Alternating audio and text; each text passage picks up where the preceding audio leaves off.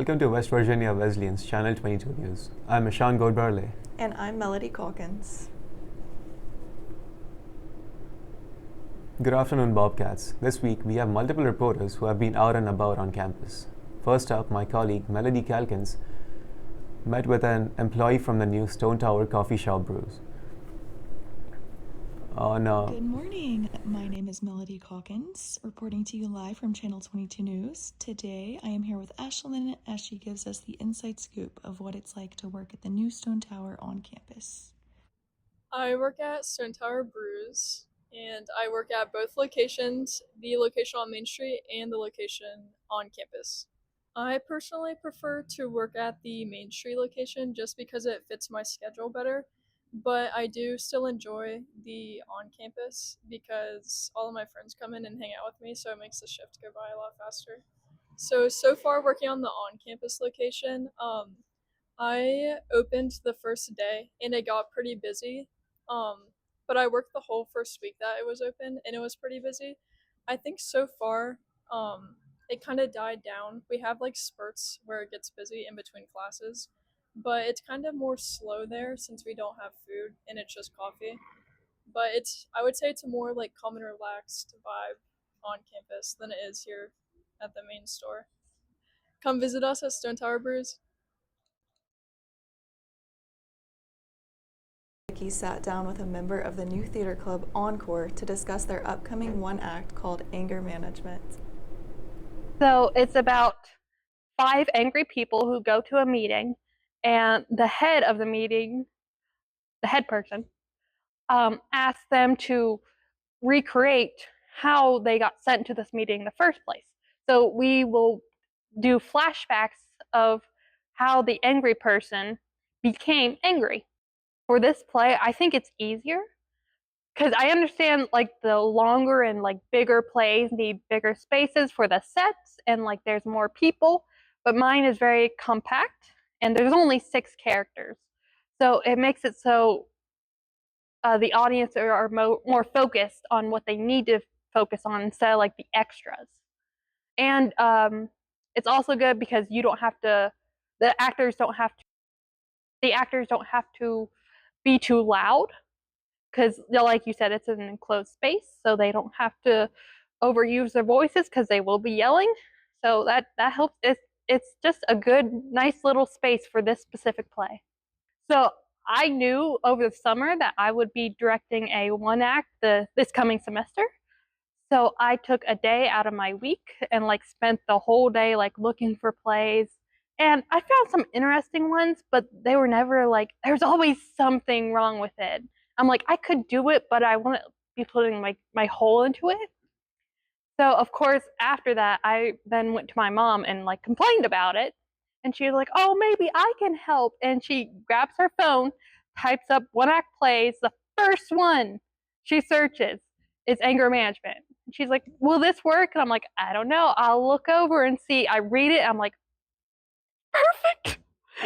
So a whole day spent reading plays, but in the end, it was all my mom. It will be November 14th and 15th in Atkinson. It is in the back of the admin building, so you will enter through the admin building, and it's pretty much right there. There will be plenty of signs and maybe even people pointing to the right direction. Thanks, Melody. And for some more campus news, reporter Lee Rice interviewed Professor Greg Mack about the upcoming production of Macbeth Bewitched. My name is Gregory Mock. I'm the writer and director of Macbeth Bewitched. We're putting up this show on October 23rd through 25th. That's Thursday through Saturday. And we've got a matinee in the afternoon on Saturday. We also usually do a preview on Wednesday before the show opens. So we call it a preview, but it's basically a final dress rehearsal, and it's free to the college community. So where this all came from was a few years ago, our theater department had many more women in it than men. So we had a lot of actresses, and we didn't have a lot of actors. And I thought, well, how are we going to do Shakespeare? And I thought, well, what if I did a gender reverse Shakespeare? And then I realized, well, we still didn't have enough people to do Shakespeare because we need 22 people to do a Shakespeare show. So I thought, well, what if I kind of rewrote it? And something that always struck me about Macbeth was there's no humor in it. Zero. There's absolutely no humor in it. And I thought, well, what if we put a few laughs in it too? So how do I reduce the cast? How do I have more women than men on stage? And how do I make it funny? And I thought, well, I can't do that with what's written there. So I thought I have to go back and I have to figure out, well, then whose perspective would be interesting for us to see this whole story from? And of course, who are the favorite characters in the play? It's the witches. So I thought, okay, let's write it from the witch's perspective. It's something that people have been commenting on for years, and the criticism of the play was how Macbeth starts off kind of softer, more feminine, and turns more masculine. By the end of the play, he's basically a monster, right? All the bad masculine traits are coming out. And Lady Macbeth is kind of the opposite. She starts off very strong, right? What we would consider masculine in the old days. And then she suffers from her conscience. And so by the end of the play, she has become kind of childlike, and what we in the old days anyway would attribute to a more feminine side to her. So putting all those things together and just adding jokes wherever I could, I came up with what I think is a really fun play. There are a lot of laughs. We still have the fight scenes. They still have to talk the Shakespeare. So it's a great project for students to learn from, and it's a great project to show audiences too, who might not want to sit through a 3-hour tragedy, right? But they might come to see I think we're going to be under 2 hours, so maybe a 100-minute comedy, and with action and with all the obscure references to things from Elizabethan England. All that's been taken out too. So we're basically just down to the plot line and the jokes, and some really, really fun characters. I think we're going to have it's so early and we've already got such a good show going that I think it's going to be really, really big in this town. I think bigger than Cats. Thanks, Ishan. And finally, in sports news, my colleague Ishan interviewed the Wesleyan head tennis coach to get some insight on this season's men's tennis. Welcome to WVWC News. We are halfway through the fall semester, and today with us we have Coach Kyle Hoffman, who is the head tennis coach for the men's and women's tennis team.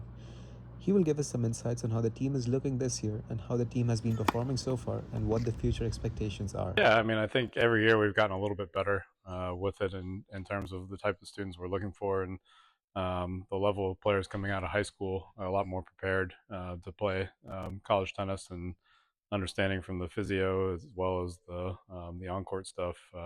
Players are getting a lot smarter about how to take care of their bodies in between.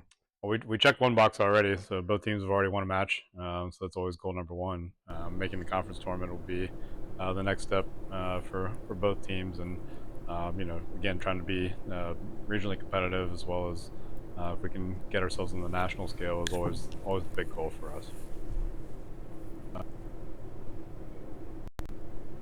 Thank you, Melody. Speaking of sports, the men's soccer team had a big win. Casey Bunker's late heroics lifted men's soccer to their first win of 2025.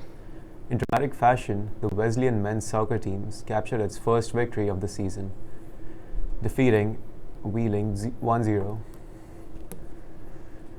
at Culpeper Stadium on Sunday afternoon. A late game strike from senior forward Casey Bunker in the 89th minute proved to be the difference in a hard-fought Mountain East Conference battle.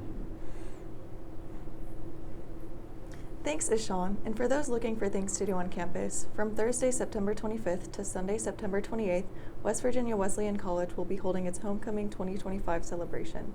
There are also a few athletic events scheduled for the week.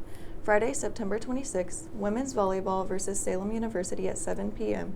Saturday, September 27th, football versus Frostburg State at 7 p.m. This is the homecoming game. Ishan, can you tell us about the weather this week? The weather in Buchanan, West Virginia for the upcoming week will be characterized by a mix of rain, clouds, and rising temperatures.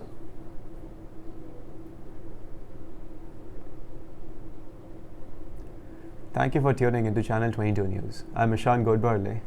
And I'm Melody Calkins. Have a great week, Bobcats. We'll see you next time.